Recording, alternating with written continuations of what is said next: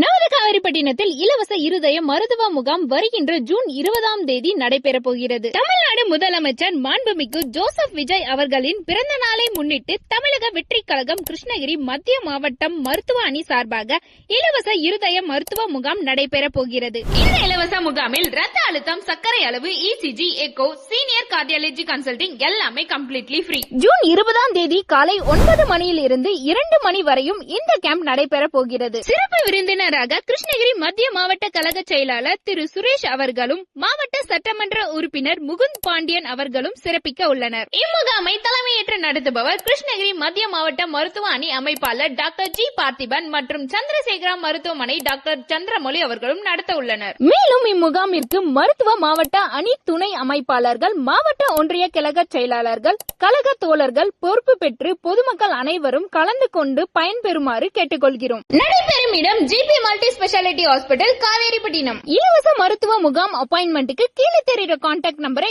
இப்பவே கான்டாக்ட் பண்ணுங்க.